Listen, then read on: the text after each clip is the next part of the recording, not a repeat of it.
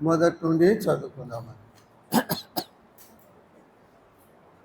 రాజుల మొదటి గ్రంథము 10వ అధ్యాయము మొదటి నుండి.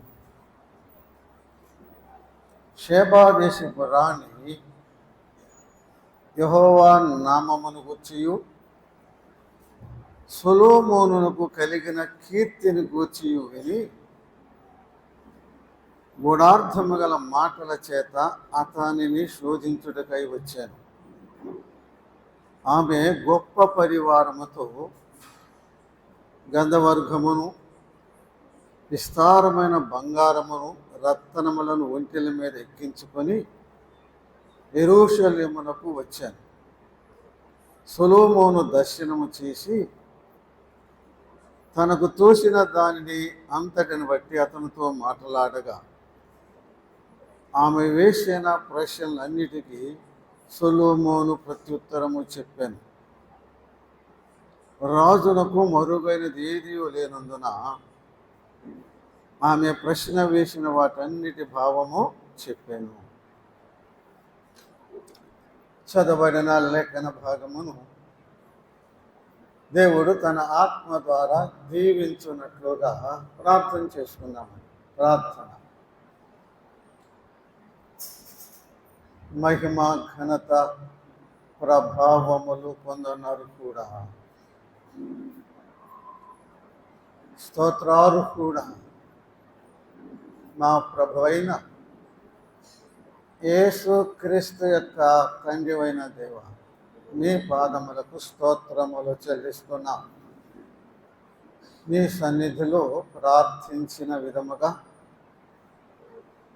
విశ్వ మందిరం నూతన మందిర ప్రతిష్ట నీ నామ మహిమ కొరకై ఘనంగా జరిగించుకున్నందులకై స్తోత్రములు చెల్లిస్తున్నాం. ఈ రాత్రి మరలా నీ పాద సన్నిధికి చేరి వచ్చే భాగ్యం మాకు దయచేసినందులకై స్తోత్రములు చెల్లిస్తున్నాం. నీ వాక్యమును చదువుకొని ఉన్నాము. మీ వాక్యము ద్వారా, మీ ఆత్మ ద్వారా మాతో మాట్లాడండి. ఈ రాత్రి సిలువ వేయబడిన యేసుక్రీస్తు ప్రభువుని హెచ్చించండి. కొన్ని ఆత్మలను రక్షించండి. మీరే మహిమ, ఘనత, ప్రభావములు పొందమని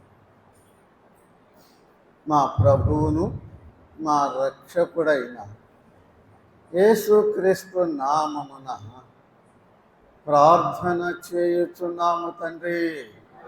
ఆమేన్. దేవునికి స్తోత్రం చెల్లిస్తున్నాము. దేవుని యొక్క మహాకృపను బట్టి మనమంతా ప్రార్థించి కనిపెట్టిన విధముగా ఉదయకాలమున నూతన మందిర ప్రతిష్ట ప్రభువు నామ మహిమార్థమై ఘనముగా జరిగినందులకై దేవునికి స్తోత్రములు చెల్లిస్తున్నాం.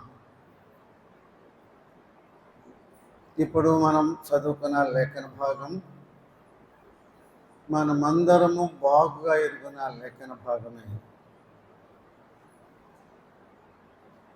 ఇశ్రాయేలీలో మొదటి రాజు సౌలు రాజు.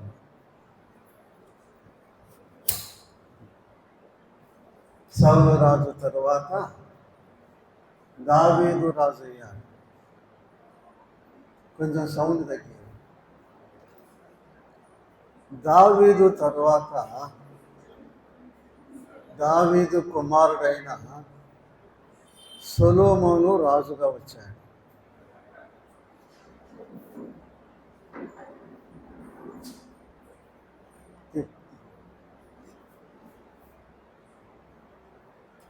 సొలొమోను రాజ్యమునకు వచ్చినప్పుడు బాలుడు అంటే 10-12 ఏళ్ళు కాదు, 17, 18, 20 లోపు ఉంటాయి. బాలుడు ఒకరోజు సొలొమోను గిబియోనుకు వెళ్ళి అక్కడ దేవునికి 1000 దహన బలులు అర్పించాడండి. 1000 దహన బలులు అర్పించాడు. సొలొమోను యొక్క ఆరాధన, సొలొమోను యొక్క అర్పణ దేవునికి అంగీకారంగా ఉంది. సొలొమోను యొక్క ఆరాధన, సొలొమోను యొక్క అర్పణ దేవునికి అంగీకారంగా ఉంది. ఆ రాత్రి దేవుడు సొలొమోనుకు దర్శనములో కలలో మాట్లాడాడు.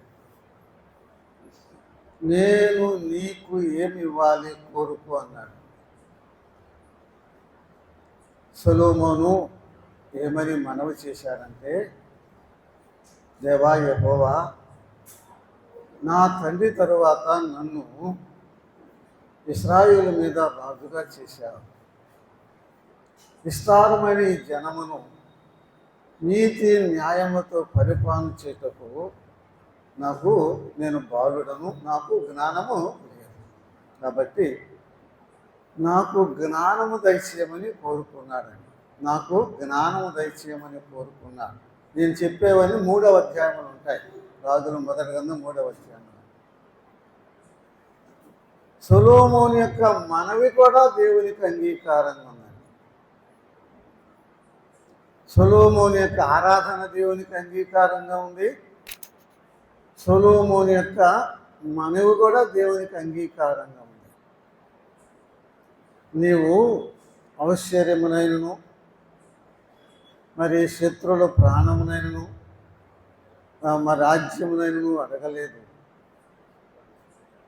నా ప్రజలను నీతి న్యాయములతో పరిపాలన చేయటానికి జ్ఞానము దయచేయమన్నావు. కాబట్టి నీవు అడిగినట్లుగా నేను నీకు జ్ఞానం ఇస్తున్నా.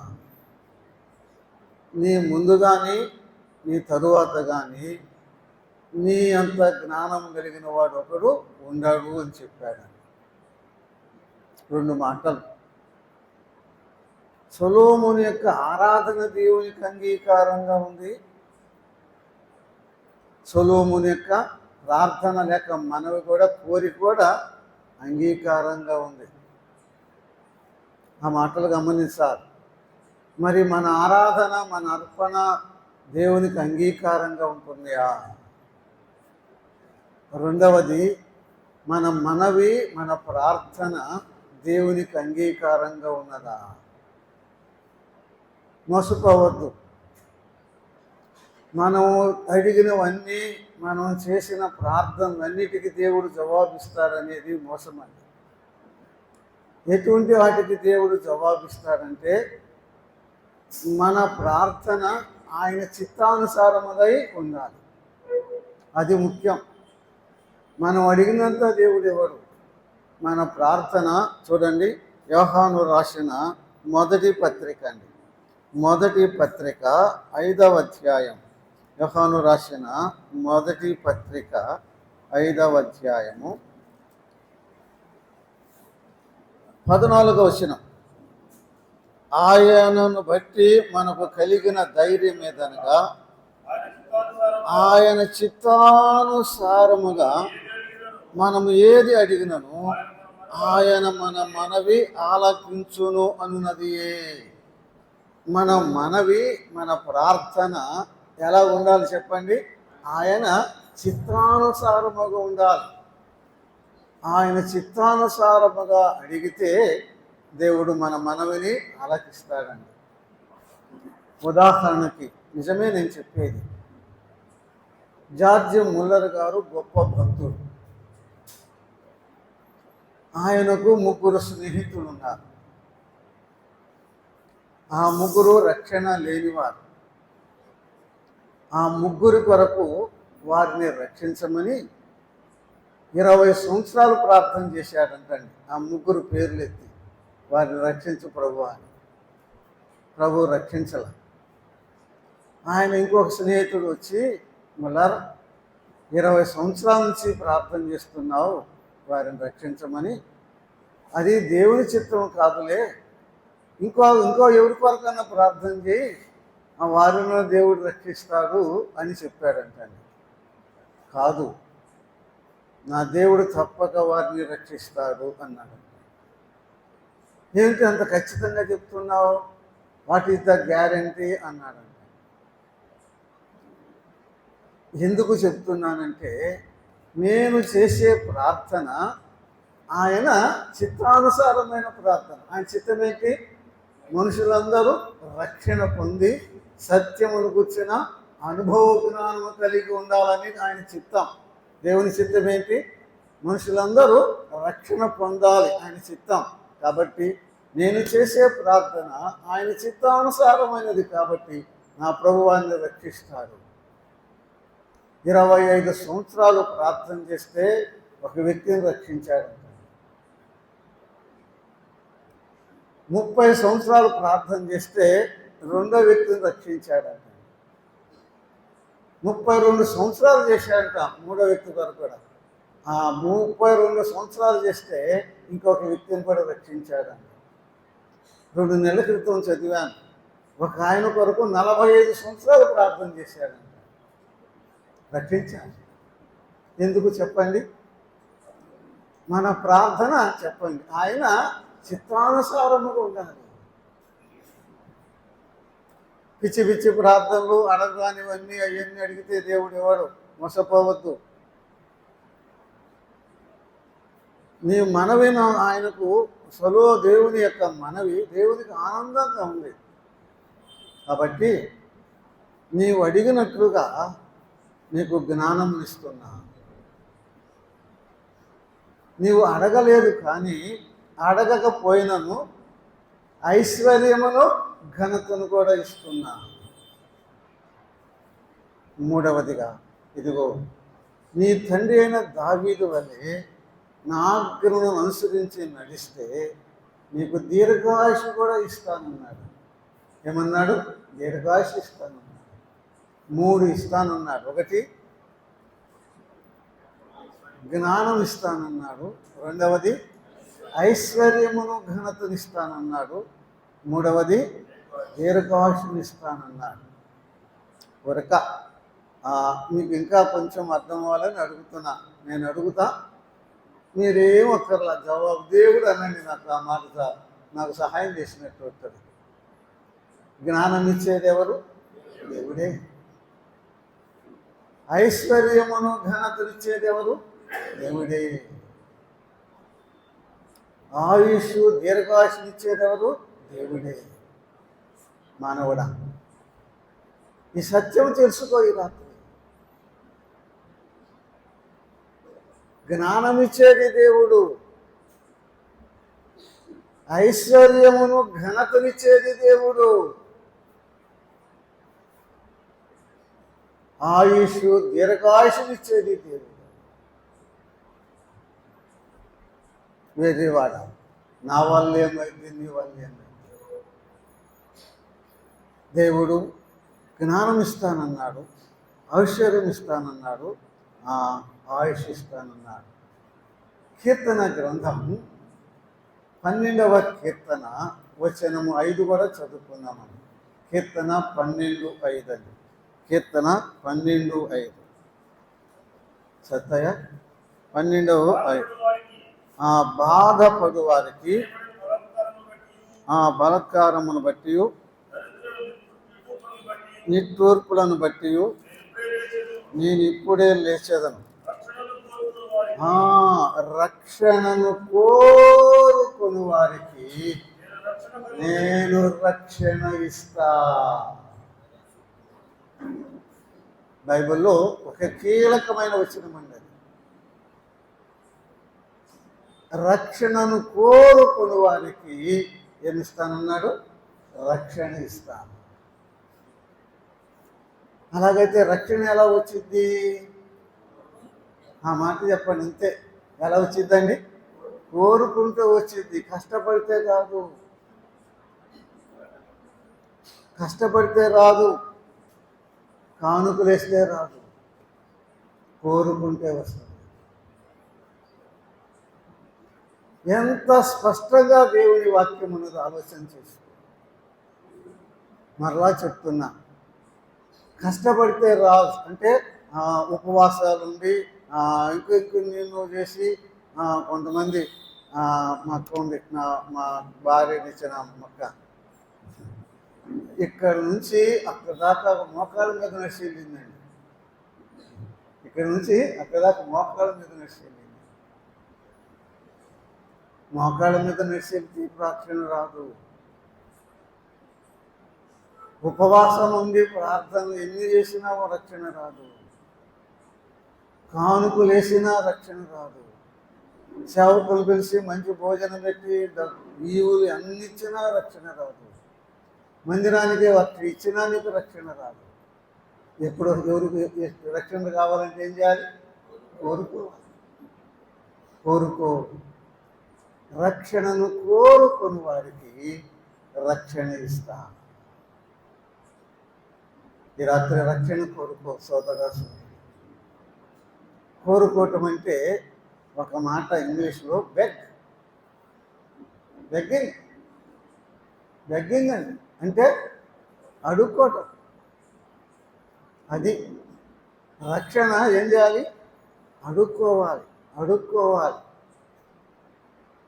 ఇప్పుడు మా చిన్నప్పుడు, చాలా కాలం క్రితం, చిన్నప్పుడు పల్లెటూరులో 8, 9 ఆ ప్రాంతం అయ్యేప్పుడు భిక్షగాళ్ళు వస్తారు కదండి ఇళ్ళకి.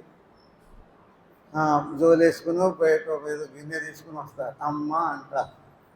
అమ్మ అన్నం అంటారు కదండి. అమ్మ అన్నం అనగానే అమ్మ ఏం చేసింది? లోపలికి పోయి చెప్పండి అమ్మా అన్నం తెచ్చి వేసింది కదండి. ఈ అన్నం కోసం వాడు ఎంత కష్టపడ్డాడు? ఏందమ్మా, ఈ అన్నం రావడానికి అతను ఎంత కష్టపడ్డాడు? వాడేం బియ్యం కడిగాడా? ఏం పొయ్యి మీద పెట్టాడా? వండాడా? కష్టపడ్డాడా? ఏమైనా చెమట కార్చాడా? ఏమి చేయలే. ఇదంతా పడింది ఎవరు? అమ్మ. అన్ని కడిగి వండి చెమట పట్టి అన్నీ చేసింది ఎవరు? అమ్మ. కానీ రుచి ఏమన్నాడు? అమ్మ అన్నాడు. అంతే. మన రక్షణ కొరకు అంతా కష్టపడ్డాడు యేసు ప్రభు. ఆయనే కష్టపడ్డాడు. ఆయనే శిలువ శ్రమను పొందాడు. మన రక్షణ కొరకు రక్తమే కార్చాడు. కష్టం ఆయనది, శ్రమ ఆయనది, శిలువ త్యాగం, బలియాగం, ప్రాణదానం చేశాడు. రాత్రి ప్రభు ఎద్దుకు వచ్చి ఆ రక్షణ నాకు దయచేయమని దోషులకు అడిగితే అడుగు ప్రతి వారికి ఆయన ఇస్తాడు.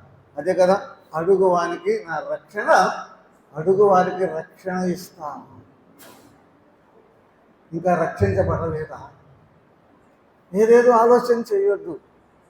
అడుక్కోయి రాత్రి అడుక్కో. యేసయ్యా ఆ రక్షణ నాకు దయచేయండి.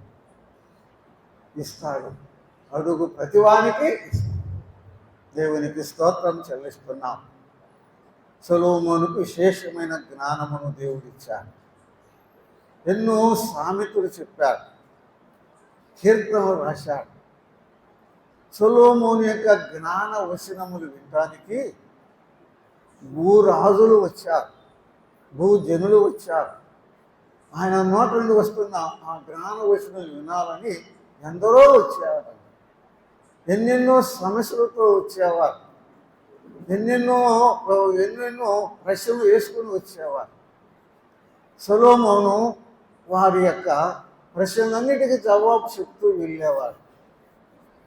అలాగున సొలొమోను యొక్క కీర్తి భూలోకమంతా వ్యాపించింది. షాబా అనే ఒక దేశం ఉంది. దానిని ఇప్పుడు యెమెన్ అంటున్నారు. అక్కడ ఒక రాణి ఉన్నది. ఆమెకు వస్తూ పోతున్న వారందరూ చెప్తున్నారు, యూదా దేశంలో యెరూషలేములో సొలొమోను రాజు ఉన్నాడమ్మా. అసలు ఆయన నోట నుండి వస్తున్న జ్ఞాన వచనాలు వినకపోతే ఇంకా జీవితం ఎందుకు, ఆ జన్మ ఎందుకు అంటుంటే అట్టాగా అని ఆమె కొన్నాళ్ళు నమ్మలేదు. సొలొమోను జ్ఞానమును తేలిగ్గా అంచనా వేసుకుందన్నమాట. కానీ అదే పనిగా వచ్చి చెప్తుంటే అసలు చూడాలమ్మా, వినాలమ్మా. అసలు విశేషమైన జ్ఞానం అంటే గొప్ప పరివారంతో ఎంతో కానుకలు తీసుకొని సొలొమోనును దర్శనం చేసింది. ఆమె ఎన్నో ప్రశ్నలతో వచ్చింది. సొలొమోను ఎన్నో ప్రశ్నలు వేసింది. ఆమె వేసిన ప్రశ్నలన్నిటికీ సొలొమోను ప్రత్యుత్తరం చెప్పాడు. రాజునకు మరుగైనది ఏది లేదు కదండి, రాజునకు మరుగైనది ఏది లేదు. సొలొమోను జ్ఞానవచనాలండి. సొలొమోను యొక్క విందుశాల చూసింది, సొలొమోను కట్టించిన దేవుని మందిరం చూసింది, అక్కడ అర్పించబడుతున్న బలులను చూసింది, అతని సేవకులను చూసింది, వారు వేసుకున్న వస్త్రాలు చూసింది, వారి దగ్గర ఉన్న గిన్నెలు చూసింది, భోజన పదార్థాలు, సొలొమోను యొక్క భోజన పదార్థాలు ఒక రోజుకి ఎంతో లిస్టు ఉంది కదండి. ఆశ్చర్యపోయింది. రాజా, నా దేశంలో నిన్ను కూర్చి విన్నాను కొంత, కానీ నేను నమ్మలేదయ్యా. ఇప్పుడు వచ్చి చూసా, నాకు చెప్పబడిన దానికి చూసిన దానికి చాలా తేడా ఉంది. అసలు నేను చూసిన దానికి చెప్పిన దానికి అంటే నేను చూసినది ఎన్నో రెట్లు ఎక్కువ. రాజును పొగిడింది. నీ జనులు భాగ్యవంతులు, నీ సేవకులు భాగ్యవంతులు అని చెప్పి, నీకింత జ్ఞానం ఇచ్చిన నీ దేవుడిని యెహోవాకు స్తోత్రం అని చెప్పింది. ఆమె తెచ్చిన కానుకలు రాజుకు ఇచ్చింది. ఎన్ని రోజులదో తెలియదు. ఒకరోజు అంది, రాజా వెళ్ళొస్తానన్నా. ఏమంది? వెళ్ళొస్తాను. వెళ్తున్నావమ్మా? వెళ్తున్నా. అలాగైతే సొలొమోను కూడా ఆయన స్థితికి తగ్గట్టుగా ఆమెకు ఇచ్చాడు. ఏం చేశాడు? ఆయన స్థితికి తగ్గట్టుగా ఆమెకి ఇచ్చాడు అన్నమాట. ఆమె రాణి ఆమె స్థితికి తగ్గట్టుగా తెచ్చి ఏం చేసింది? సొలొమోనుకు ఇచ్చింది. వెళ్ళొస్తాను రాజా అన్నప్పుడు ఆయన స్థితికి తగ్గట్టుగా చెప్పండి ఆయనకి ఇచ్చింది. ఇప్పుడు ఇంతకీ ఎవరు ఎక్కువ ఇచ్చుంటారు? సొలొమోను ఇచ్చుంటారు కదండి. ఇచ్చాడు. ఎట్లా నిలబడి ఉంది. ఏమ్మా వెళ్తున్నావా అంటున్నావు, ఏం తెలియలేదు. అదే రాజా, ఆ గిన్నె ఇస్తావా అడుగుతుంది. ఆ ప్లేట్ ఇస్తావా అడుగుతుంది. ఆమె అడిగినదంతా ఆమె ఇచ్చాపుతగా ఇచ్చాడండి. చూడండి, అదే అధ్యాయంలో ఆ వచనాలు ఉంటాయి. చూడండి, 12వ వచనం, 13వ వచనమండి. ఆ సొలొమోను తన ప్రభావమునకు తగినట్టుగా షేబా దేశపు రాణికి ఇచ్చాను. తన ప్రభావమునకు తగినట్టుగా ఇచ్చాడు, తక్కువేం కాదు. ఆమె ఇచ్చిన దానికంటే ఎన్నో రెట్లు ఇచ్చాడు. అయినా ఆమె పోటలేదు. ఏమిటమ్మంటే అడుగుతుంది, ఆ గిన్నె ఇస్తావా, ఈ వస్త్రం ఇస్తావా, ఆ బంగారు ప్లేట్ ఇస్తావా అన్నప్పుడు ఆమె ఇచ్ఛాపూర్తిగా ఆమె అడిగినదంతా సొలొమోను ఆమెకు ఇచ్చాడు. అప్పుడు ఆమె దేవుని స్తుతించి తన దేశానికి వెళ్ళింది. చిన్న ప్రశ్న, నాకు ఆ గిన్నె, ఆ బంగారు ప్లేటి అని అడగటానికి ఆమెకి ఎక్కడి నుంచి వచ్చింది ధైర్యం?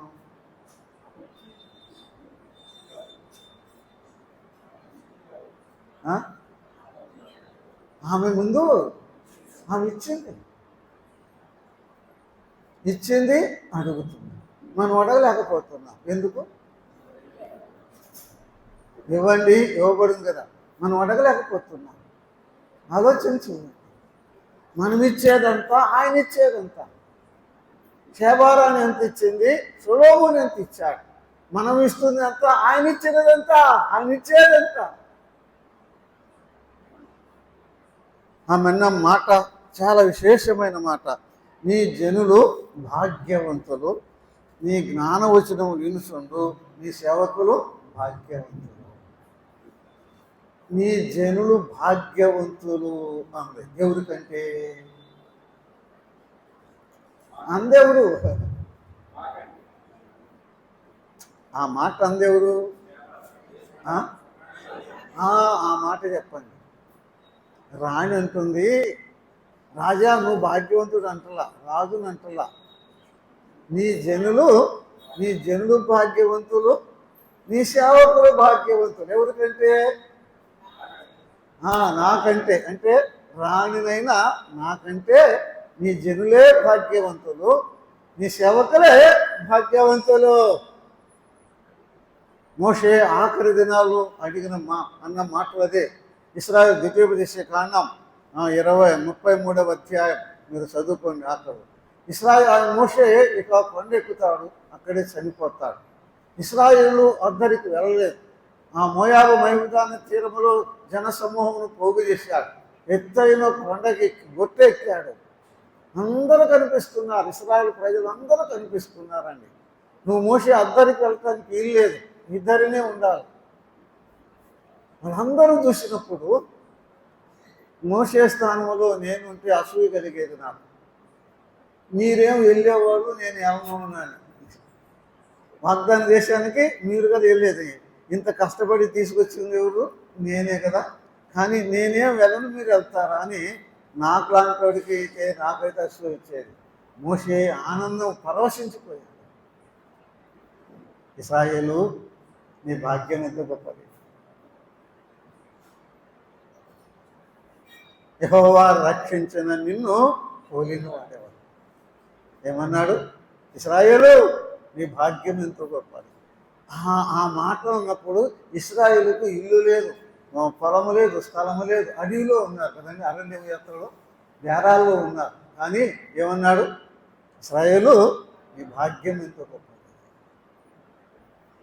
శేబాదాశిపురాణి ఏమంటుంది? నీ జనులు భాగ్యవంతులు, నీ సేవకులు భాగ్యవంతులు. దాదాపు 20 సంవత్సరాల క్రితం తెనాలి యోహాన్ గారు వాళ్ళు కరపత్రిక ఒకటి వేశారండి. ఇప్పుడు కూడా దొరికిద్ది అది. లోయలో ధనవంతుడని కరపత్రిక వేశాడండి. ఉందా? లోయలో ధనవంతుడని. చాలా ఆశ్చర్యం అండి. నిజంగా అక్కడ ఒక పెద్ద కోటీశ్వరుడు ఉన్నాడు, పొలం ఉంది, ఫ్యాక్టరీలు ఉన్నాయి, ఆయన కింద చాలామంది కూలివారు, పనివారు ఉన్నారు, ఎంప్లాయీస్ ఉన్నారు. ఆ ఎంప్లాయీస్లో ఒకతడు లాజరస్ అని బీదవాడు అంటాడు. లాజర్ బీదవాడు అంట, కానీ నమ్మకమైన వాడు, యేసు ప్రభువుని నమ్ముకుని రక్షించబడిన వాడు. ఈ ధనవంతుడికి దేవుడి మీద నమ్మకం లేదు, దేవుని నమ్మడు, నాస్తికుడు అన్నమాట. కానీ ఈ లాజరు నమ్మకంగా పనిచేస్తాడు, విధేయత ఉంటాడు, ప్రార్థన చేసుకుంటాడు. అతడంటే ఆ ధనవంతుడికి చాలా ఇష్టం. వెళ్తూ వెళ్తూ మధ్యాహ్నమున లాజర్ బాగున్నావా అంటే బాగున్నాను సార్ అన్నాడంట. మంచిదేరా అన్నాడు.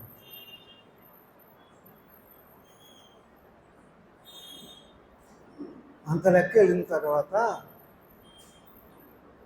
సార్ ఆగన్నాడు. ఆగాడు.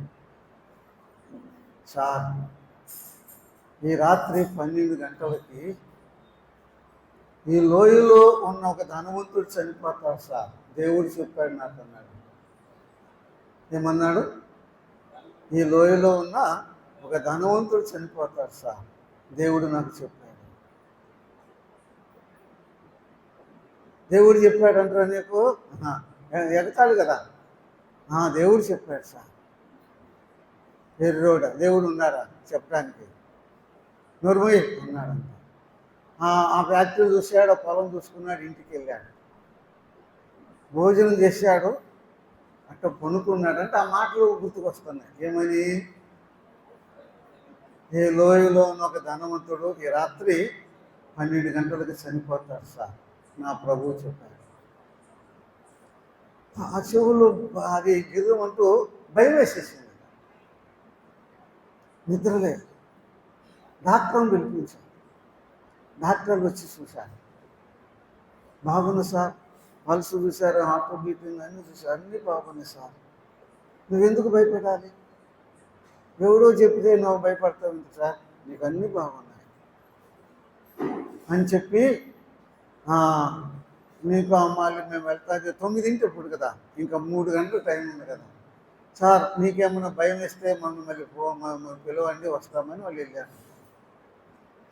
11 అయింది, 11:30 అయింది. భయం వేస్తుంది. డాక్టర్ మళ్ళీ పిలిపించారు. అందరూ పట్టుకొని చూశారు. సార్ బాగా ఉంది, మీకేం జరగదు, భయపడద్దు, మీరు ఇక్కడే ఉండండి అన్నాడు ఆయన. 11:50 అయింది. చూడండి చూడండి అంటున్నాడు. చూసి అన్నీ బాగున్నాయి సార్. 11:55 అయింది. అందరు ఇట్లా చూస్తున్నారు టైంకి. అందరూ ఊపిరి బిగిపెట్టి, ఇంట్లో ఉన్నవాళ్ళు డాక్టర్ అతడు కూడా ఊపిరి బిగిపెట్టి చూస్తున్నారు. 12 అయింది. ఏం కాల. 12:05 అయింది. ఏం కాల. 12:30 అయింది. ఏం కాల. ఇక అప్పుడు డాక్టర్ సార్ మేము చెప్పాం కదా సార్, నీకేం కాదు, ధైర్యంగా ఉండు అని చెప్పి, నీకేం కాదు, టైం అయిపోయింది కదా వాళ్ళు చెప్పింది కూడా అని చెప్పి, ధైర్యంగా ఉన్నాను సార్, మళ్ళీ ఏమైనా భయం వేస్తే మమ్మల్ని పిలువ వస్తామని వెళ్ళిపోయారంట. వాళ్ళు వెళ్ళిపోయారంట. ఇట్లా మంచం మీద అటు కొనుక్కుంటా ఇటు వాలేరంట. ఇద్దరు వచ్చి తలుపు కొట్టారంట. అసలే సగం భయంలో ఉన్నాడు కదా, ఎవరు రాడు అని చెప్పి తలుపు తీశారు. ఇద్దరు ఆయన దగ్గర ఫ్యాక్టరీలో పనిచేసేవాళ్ళు. ఏంట్రా ఇప్పుడు వచ్చారు అన్నారు. ఏం లేదు సార్, ఇందాక 12 గంటలకి లాజర్ చనిపోయాడు సార్. ఎవరంట? లాజర్ చనిపోయాడు సార్ చెప్పి వెళ్ళారు. ఈడేమనుకున్నాడు, నేను ధనవంతుని అనుకున్నాడు కదా. కానీ లాజర్ ఏమన్నాడు, ఈ లోయలో ఉన్న ఒక ధనవంతుడు ఈ రాత్రి 12 గంటల ధనవంతుడు ఎవరు? లాజరు. ఇతడు నేను అనుకున్నాడు ధనవంతుడు, లాజరు. యేసు ప్రభుని నమ్ముకున్న వారు ధనవంతులు, యేసు ప్రభుని నమ్ముకున్న వారు భాగ్యవంతులు. ఈ లోకంలో ఉన్న మిలియనియర్స్ కంటే యేసు ప్రభుని నమ్ముకున్న వారు భాగ్యవంతులు. ఈ రాత్రి యేసు ప్రభుని నమ్ముకో, రక్షణ కోరుకో, రక్షణ ఇస్తాడు. ధన్యుడు ధన్యురాలవైపోతావు. దేవుని వాక్యం మనం చదువుకుంటున్నామని. షేబా దేశపు రాణి సొలొమోనుకు ఎన్నో ప్రశ్నలు వేసుకుంటూ వచ్చిందండి. అక్కడ ఏం ప్రశ్న వేసిందో మనకు తెలియదండి. ఆమెకు ఎన్ని సమస్యలు ఉన్నాయో మనకేం తెలుసు, ఎన్ని సమస్యలతో వచ్చిందో. ఒకవేళ రాజ్యంలో కరువేవు రాబోతుందా, శత్రువులు, ఈమె కంటే బలమైన శత్రువులు ఆమె మీద యుద్ధానికి రాబోతున్నారా, భార్య భర్తల మధ్య గొడవ ఉన్నదా, రాణికి రాజుల మధ్య, రాజుకు రాణికి మధ్య, రాజు రాణి మధ్య కూడా గొడవ ఉంటాయా? ఏందయ్యా చెప్పరు. రాజు రాణి మధ్య కూడా గొడవలు ఉంటాయా? కోటీశ్వరుల ఇళ్ళలో కూడా సమస్యలు ఉంటాయా? చెప్పరే అయ్యా. మినిస్టర్లు భార్యలు వాళ్ళ మధ్య కూడా గొడవ ఉంటాయా? కలెక్టర్లు భార్యల మధ్య గొడవ, ఉద్యోగస్తులు ఆఫీసర్లు వారి ఇంట్లో గొడవలు ఉంటాయా? సమస్య లేని ఇల్లే లేదు, సమస్య లేని మనిషే లేదు. డబ్బు లేని వాళ్ళు ఉండకపోవచ్చు, ఉన్నారు. చదువు లేని వాళ్ళు ఉన్నారు, లేకపోతే హోదాలు లేకపోతే ఇల్లు లేని వాళ్ళు ఉన్నారు. కానీ సమస్య లేని మానవుడే, సమస్య లేని ఇల్లే లేదు, సమస్య లేని వ్యక్తే లేదు. షేబా దేశపు రాణి ఏమడిగిందో కానీ ఆమె వేసిన ప్రశ్నలన్నిటికీ సొలొమోను ఏం చేశాడండి? జవాబు చెప్పాడు. మరలా అక్కడేముంది? రాజునకు మరుగైనది ఏదీ లేదు, రాజునకు మరుగైనది ఏదీ లేదు. ఆమె ప్రశ్నలన్నిటికీ జవాబు చెప్పాడు సొలొమోను. మత్తయి సువార్త 12వ అధ్యాయము 42వ వచనం చదువుకుందామండి. మత్తయి సువార్త 12:42. 12:42 మత్తయి సువార్త. అయ్యో, ఎవరు రాలేదా? మత్తయి సువార్త కదా. విమర్శ సమయమున దక్షిణ దేశపు రాణి ఈ తరం వారి మీద నిలవబడి వారి మీద నేరస్థాపన చేయును. ఆమె సొలొమోను జ్ఞానము వినుటకు భూమి అంతము నుండి వచ్చాను. ఇదిగో సొలొమోను కంటే గొప్పవాడు ఇక్కడ ఉన్నాడు. యేసు ప్రభువారు ఈ లోకంలో శరీరధారిగా ఉన్నప్పుడు చెప్పిన మాటలు ఈ వృత్తాంతమును ఎత్తి ఆమె చెప్తున్నాడు. షెబా దేశం అంటే దక్షిణ దేశం, ఇజ్రాయెల్ దేశానికి దక్షిణంగా ఉంటుంది కాబోలు. దక్షిణ దేశపు రాణి విమర్శ సమయమున ఈ తరం వారి మీద నిలవబడి నేరస్థాపన చేసింది. ఆమె సొలొమోను జ్ఞాన వచనాలు వినటానికి ఆమె భూమి అంతం నుండి వచ్చాను. ఇదిగో సొలొమోను కంటే గొప్పవాడు ఇక్కడ ఉన్నాడు. ఆ అధ్యాయం మీరు చదువుకోండి. 6వ వచనంలో యేసు ప్రభువారు దేవాలయం కంటే గొప్పవాడు అని చెప్పాడండి. దేవాలయం కంటే గొప్పవాడు. 42వ వచనములో ఏముంది? సొలొమోను కంటే గొప్పవాడు. 41వ వచనములో యోనా కంటే గొప్పవాడు. లేదయ్యా, యేసు ప్రభువారు ఎవరు? మందిరము సొలొమోను దేవాలయం కంటే గొప్పవాడు, యోనా కంటే గొప్పవాడు, సొలొమోను కంటే గొప్పవాడు, అహరోను కంటే గొప్పవాడు, మోషే కంటే గొప్పవాడు, అందరికంటే గొప్పవాడు. ఆయన అందరికంటే అతిశ్రేష్ఠుడు, అందరికంటే గొప్పవాడు. మన ప్రభు గొప్పవాడు. సొలొమోనుకు జ్ఞానం ఇచ్చింది యేసు ప్రభువే. జ్ఞానము నేనే, జ్ఞానాధారము నేనే అన్నాడు. బుద్ధి జ్ఞాన సర్వ సంపదలు క్రీస్తులోనే గుప్తమై ఉన్నాయి.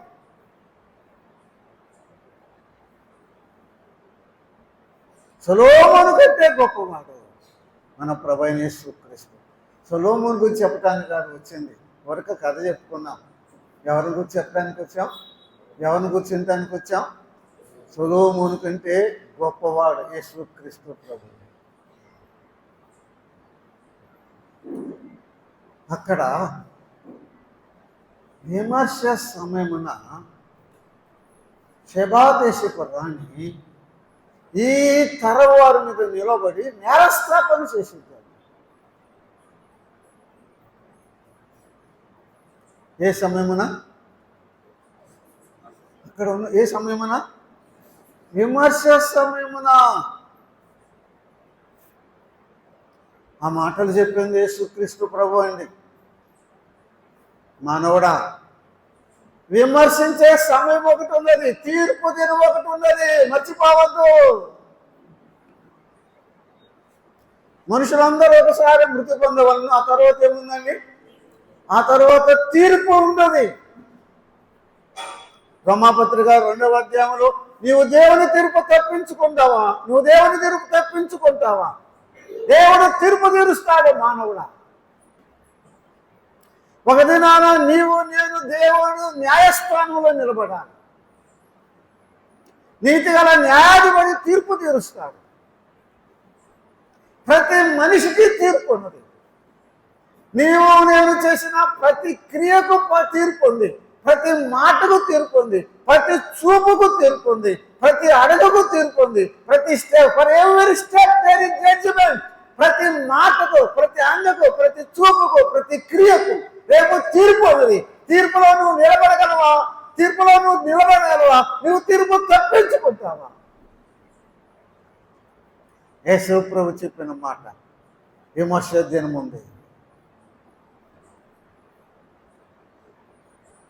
ఏమి జరగట్లేదు, ఏమి చేసినా, ఎక్కడ చేసినా, ఎంత చేసినా, ఎంత ఘోరంగా జీవించినా నాకేం జరగట్లేదు అనుకుంటున్నావా?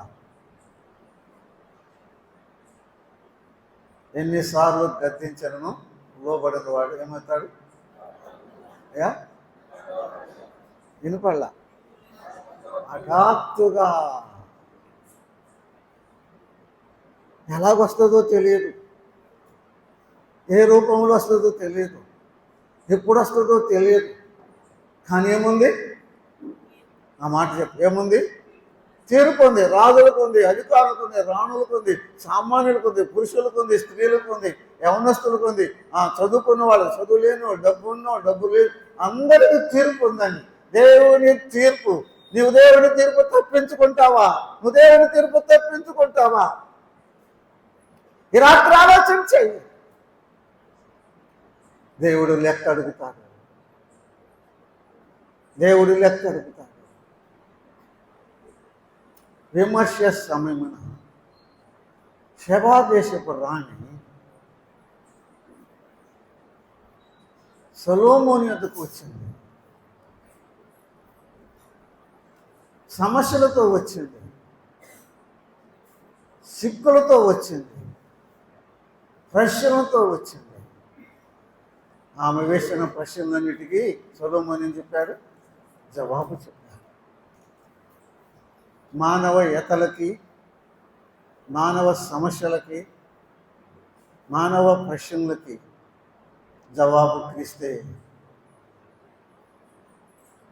ఏసే జవాబు, ఏసే జవాబు. మానవ సమస్యలకు, మానవ యతలకు, ఈ కష్టాలకు, ఈ సమస్యలన్నిటికీ జవాబు ఎవరు? జవాబు చెప్పే కదా ఎవరు? Christ is the answer. ఏసే జవాబు. నా బాధ, నీ కష్టాలు, నా బాధలు, నా పాపాలు, నీ పాపాలు జవాబు ఏ మనిషి తీర్చలేరు.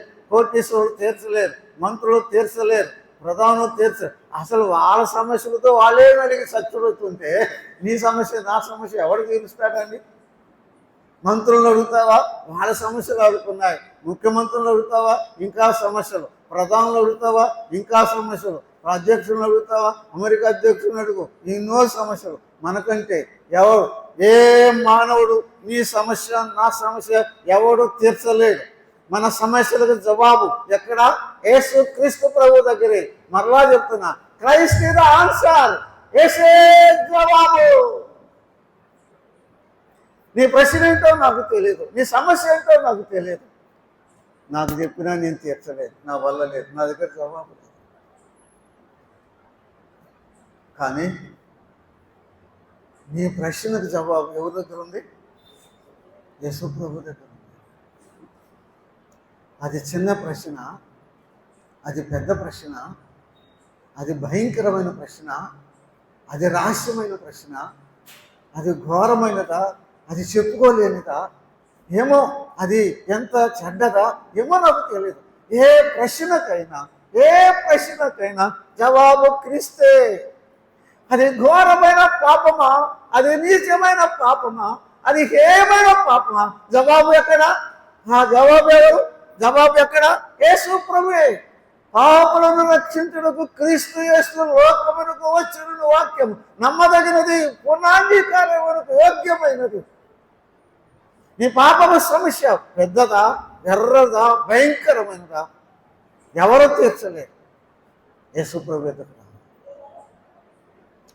పాప సమస్యతో నలిగిపోతున్నావా? సతమతమవుతున్నావా? మానలేక విడవలేక విసిపెట్టలేక నలిగిపోతున్నావా? చెప్పుకోలేక నలిగిపోతున్నావా? తల ఎత్తుకోలేక కూలిపోతున్నావా? లోపల కూలిపోతున్నావా? ఏమన్నావు నాకు తెలియదు. నీ సమస్య ఏంటో నాకు తెలియదు. అన్ని సమస్యల కంటే భయంకరం నీ పాప సమస్య. కుటుంబాలను కూల్చేది ఏది చెప్పండి? పాపమే. జీవితాలను పతనం చేసేది ఏది? పాపమే. ఈనాడు ఈ మారణ కారణం, ఈ హత్యలు, ఈ మానభంగాలు, ఈ దోపిడీలు కారణం ఏంటి? పాపమే. భార్యాభర్తలు విడిపోవటానికి కారణం పాపమే. ఎల్లకొల్లోనికి కారణం పాపమే. నువ్వు తల ఎత్తలేకపోవటానికి కారణం పాపమే. ఈ సిగ్గులకు కారణం, నీ అవమానానికి కారణం పాపమే. ఎవరు తీరుస్తారు? ఈ పాపని ఎవరు రక్షిస్తారు? నా పాపాలు ఎవరు క్షమిస్తారు? యేసు ప్రభు, యేసు ప్రభు పాపులను రక్షించుటకు క్రీస్తు యేసు లోకమునకు వచ్చాడు. ఎవరి కొరకు వచ్చాడు? ఎవరి కొరకు అండి? పాపుల కొరకు వచ్చాడు. నేను పాపులను పిలవటానికి వచ్చానన్నాడు. మరలా అన్నాడు, నేను నీతిమంతుల కొరకు రాలేదన్నాడు. అడిగారు ఆనాటి ప్రజలు, ఇదేంటి ప్రభువా, ఎవరైనా పాపను శిక్షించి నీతిమంతులను కాపాడతారు కదా, ఇదేంటి పాపుల కొరకు వచ్చానన్నావు, నీతిమంతుల కొరకు రాలేదన్నావు అంటే ప్రభువు ప్రశ్న వేశాడు. వైద్యుడు ఎవరికి అవసరం అని. వైద్యుడు ఎవరికి అవసరం? వైద్యుడు ఎవరికి అవసరం? రోగికి వైద్యుడు అవసరం. రోగికి వైద్యుడు అవసరం, పాపికి రక్షకుడు అవసరం. రోగికి వైద్యుడు అవసరం, పాపికి రక్షకుడు అవసరం. పాప రోగివయ్యా, పాప రోగివమ్మ, పాప రోగులమమ్మ. పాపికి రక్షకుడు అవసరం. నేను పాపిని, నాకెవరు కావాలి? నన్ను రక్షించేవాడు కావాలా? నన్ను శిక్షించేవాడు కావాలా? నన్ను ప్రేమించేవాడు కావాలా? నన్ను ద్వేషించేవాడు కావాలా? పాపం నెట్టివేసేవాడు కావాలా? చేర్చుకునేవాడు కావాలా? నా దగ్గరకు వచ్చి నన్ను పలకరించేవాడు కావాలా? ఎవరు కావాలి? నన్ను ఆదరించేవాడు కావాలి, నన్ను ధైర్యపరిచేవాడు కావాలి, నా జీవితాన్ని బాగు చేసేవాడు కావాలి, నా పాపాలను క్షమించేవాడు కావాలి, నన్ను చేర్చుకునేవాడు కావాలి, నన్ను హత్తుకునేవాడు కావాలి. ఎవరు? ఎవరు? ఎవరు? యేసు క్రీస్తు ప్రభువే.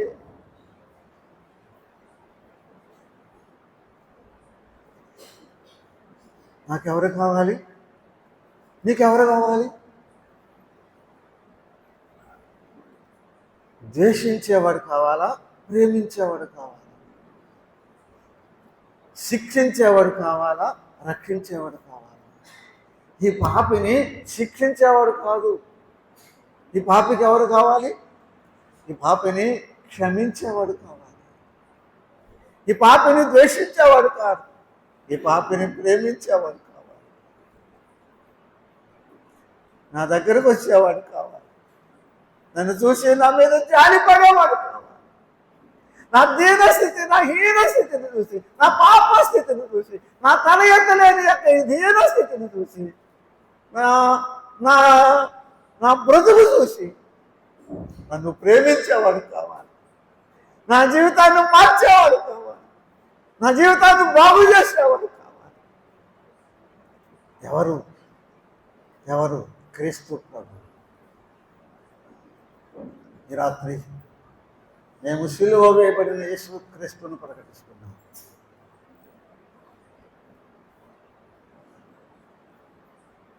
యెరూషలేము గవిని వెళ్ళిపోయాం, కల్వరి కొండపై భూమి ఆకాశాల మధ్య రాలాడుతున్న క్రీస్తు ప్రభువును మీదకు ఉంచుతున్నాం.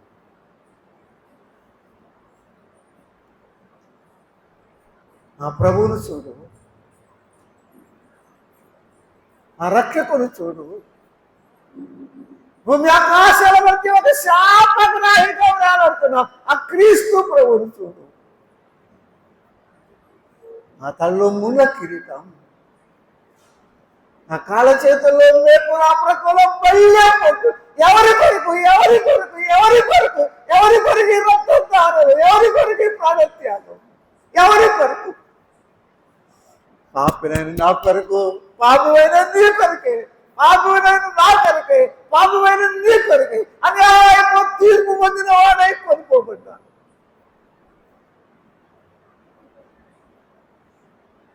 ఒక ఉమ్మి వేయబడింది, గడ్డం పెరికి వేయబడింది, మొయరాడి భారమేశ్వరుడు మోసుకుంటూ వెళ్ళాడు, కల్వరి కొండపైకి వెళ్ళాడు. భూమి ఆకాశాల మధ్య ఆ రక్షకుడు వేలాడాడు, శాపగ్రాహిగా పాపమయ్యాడు, శాపమయ్యాడని బైబిల్లో మనసు. పాపం ఎరుగున ఆయన మన కొరకు పాపముగా చేపట్టాడు, పాపమయ్యాడు, శాపమయ్యాడు. భూమి ఆకాశం మధ్య వేలాడాడు, రక్తం కాచి రక్షణ సిద్ధం చేసి చనిపోయి తిరిగి లేచాడు. ఈ రాత్రి చేయి సాగుతున్నాడు. నా కుమారుడా, నా కుమారి, నీ హృదయం నాకు ఏ సమస్యతో వచ్చావో నాకు తెలియదు. నాకు చెప్పినా నేను తీర్చలేను. పక్కోళ్ళు కూడా చెప్పొద్దు. యేసయ్యకి చెప్పుకో. నీ ఎవరికి చెప్పిందండి? ఎవరిని? సొలొమోనుకు చెప్పింది. సొలొమోను కంటే గొప్పవాడు. యేసయ్యకి చెప్పింది. యేసు ప్రభువా, నా సమస్య నలిగిపోతున్నా, తల ఎత్తలేకపోతున్నా, హృదయంలో నెమ్మది లేదు, నా జీవితంలో సుఖం లేదు. నీ దగ్గరకు వచ్చా, నీ పాదాల మీద పడుతున్నా. పాపిని నన్ను క్షమించమని వేడుకో. పాపి నన్ను క్షమించమని వేడుకో. నీ కోటి పాపాలు క్షమిస్తాను, రక్షిస్తాను, దేవుని బిడ్డ అవుతా, పరలోకం ఇస్తాను. ఒక వచనం చదువుకున్నామని రోమా పత్రిక 8:1 అండి. రోమా 8:1 అందరికీ కంఠస్థమైన వచ్చిన కదండి. కాబట్టి ఇప్పుడు క్రీస్తు యేసునందు ఉన్న వారికి ఏ శిక్ష విధి లేదు. యేసు ప్రభువారు ఏమన్నాడు? విమర్శ సమయమున శబాదేశపు రాణి ఈ తరవారి మీద నేరస్థాపన చేసింది కదండి. ఏమని చేసిద్ది? నాకు సమస్యలు వచ్చినాయి, నా సమస్యలన్నీ పోయి ఎవరికి చెప్పుకున్నాను? సొలొమోనుకు చెప్పుకుంటే నా సమస్యలన్నిటికీ ఆయన జవాబు చెప్పాడు. ఇదిగో సొలొమోను కంటే గొప్పవాడు ఉన్నాడు కదా యేసు ప్రభు. ఆయన దగ్గరికి ఎందుకు వెళ్ళలేదు? ఆయనకి ఎందుకు చెప్పుకోలేదు? ఆయన ఎందుకు అడగలేదు అని రేపు నేరస్థాపన చేసింది. నా సమస్య వస్తే సొలొమోనుకు చెప్పుకుంటే నా సమస్య పరిష్కారం చేశాడు. నీ సమస్య సొలొమోను కంటే గొప్పవాడు యేసు క్రీస్తు ప్రభు అంటే యేసు ప్రభు దగ్గరికి ఎందుకు వెళ్ళలేదు? ఆయన ఎందుకు అడగలేదు? ఆయన ఎందుకు చెప్పలేదు అని రేపు నీ మీద నేరస్థాపన చేసేది అని యేసు ప్రభు చెప్తున్నాడు. నేరస్థాపన చేసేది. ఇందాక చెప్పా, తీర్పు దినం ఉంది. దేవుడు తీర్పు తీరుస్తాడు. ప్రతి వ్యక్తికి తీర్పు ఉంది, ప్రతి పాపానికి తీర్పు ఉంది, ప్రతి చూపుకు తీర్పు ఉంది, ప్రతి ఆలోచనకు తీర్పు ఉంది, ప్రతి క్రియకు తీర్పు ఉంది, ప్రతి స్టెప్, ప్రతి అడుగుకి అందరితో రేపు తీర్పు ఉంది. కానీ ఇప్పుడు మనం చదువుకున్నాము రోమా 8. ఇప్పుడు క్రీస్తు యేసునందు ఉంటే ఏమి లేదు, తీర్పు లేదు, శిక్ష లేదు. ఎందుకు? నీ శిక్ష నా శిక్ష, నీ తీర్పు నా తీర్పు ఆయనే పొందాడు. అన్యాయము తీర్పు పొందిన వాడే కొనుక్కోబడ్డాడు. అన్యాయము తీర్పు పొందిన వాడే కొనుక్కోబడ్డాడు.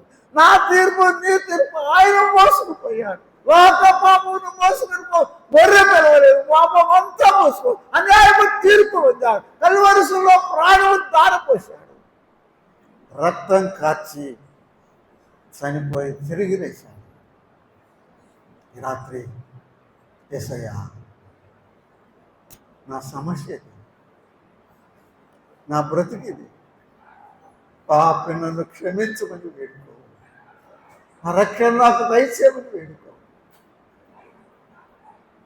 యేసు ప్రభు క్షమిస్తాను, యేసయ్య రక్షిస్తాను. యేసు ప్రభు నమ్ముడు. అందరూ తల ఉంచండి, అందరూ తల ఉంచండి. మనవడా, తీర్పున్నది రేపు, తీర్పున్నది రేపు. దేవుడు తీర్పు తీరుస్తాడు. దేవుని యొక్క న్యాయస్థానంలో కోర్టులో నిలబడాలి. దేవుడు తీర్పు తీరుస్తాడు. ఆ తీర్పు తప్పించుకోవాలంటే ఇప్పుడే యేసు ప్రభువును నమ్ము. ఎందుకు? నీకు తీర్పు ఉండదు. ఎందుకు ఉండదు? నీ తీర్పు ఆయన పొందాడు, నీ స్థానంలో ఆయన నిలబడ్డాడు, నీ శిక్ష ఆయన పొందాడు, నీ కొరకు రక్తం దారపోశాడు, నీ కొరకు ప్రాణం పెట్టి తిరిగి లేచాడు. ఎవరైనా ఉన్నారా? నా సమస్య నా ప్రభువుకు చెప్పుకుంటా, నాకు ప్రభువు కావాలి, నాకు రక్షణ కావాలి. ఈ రాత్రి నేను యేసు ప్రభువుని నమ్ముకుంటాను. హృదయంలో ప్రభువుని నమ్ముకున్న ఆశ కలిగిన వారు, నాకు రక్షణ కావాలని హృదయంలో ప్రేరేపణ ఉన్నవారు, నీ కుడి చెయ్యి పైకెత్తి చూపించండి. అమ్మా, దేవుడు నిన్ను క్షమిస్తాడు, దేవుడు నిన్ను దీవిస్తాడు. ఇంకెవరైనా ఉన్నారా? పురుషులైనా స్త్రీలైనా ఈ రాత్రి నేను యేసు ప్రభువుని నమ్ముకుంటా, నాకు ప్రభువు కావాలి, నాకు రక్షణ కావాలి, నన్ను ప్రేమించేవాడు, నన్ను క్షమించేవాడు, నన్ను చేరదీసేవాడు నాకు కావాలి, నా జీవితం బాగు చేసేవాడు నాకు కావాలని ప్రభువుని నమ్ముకోవాలని హృదయంలో ప్రేరేపణ ఉన్నవారు మీ కుడి చెయ్యి పైకెత్తి చూపించండి. మేము ఎవరిని బలవంతం చేయం. అమ్మా, దేవుడిని దీవిస్తాడు, చేయించండి. ఇంకెవరైనా ఉన్నారు? ప్రార్థన చేసుకున్నాం. చెప్పి రమ్మన్నాడు దేవుడు, చెప్పిపోతున్నాడు. ఇది అనుకూల సమయం, ఇది రక్షణ దినం. ప్రార్థన. మహిమగల మా తండ్రి, నీ పాదములకు స్తుతులు చెల్లిస్తున్నాం. ఎంత మంచి దేవుడు అయ్యా యేసయ్యా. పాపిని ప్రేమించిన దేవుడు నీవే, పాపి కొరకు ప్రాణం పెట్టిన వాడు నీవే, రక్తం కార్చి రక్షణ సిద్ధం చేసిన వాడు నీవే, పాపి కొరకు వచ్చారని చెప్పింది నీవే. పాపుల స్నేహితుడా, పాపుల రక్షకుడా, నీ పాదములకు స్తోత్రం చెల్లిస్తున్నాను. ఈ రాత్రి నీ సువార్త ప్రకటించబడింది నాయన. విన్నవారు హృదయంలో ఆత్మకార్యము జరిగించు తండ్రి. ఇది అవసరం. నమ్ముకోవటానికి ఇష్టపడిన వాళ్ళకి స్తుతులు చెల్లిస్తున్నాం. నమ్ముకుందాములే అని వెళ్ళిపోతున్నారా? ఈ రాత్రైనా వారి పడకల మీద వారితో మాట్లాడారు. రేపటి మా ప్రభువు దినమునకు మమ్మల్ని సిద్ధపరచండి. ఈ రాత్రి మీ వాక్య దీవెనతో మమ్మల్ని నింపి పంపమని మా ప్రభువును మా రక్షకుడైన యేసుక్రీస్తు నామమున ప్రార్థన చేయుచున్నాము తండ్రి. ఆమేన్. అందరికీ వందనాలు.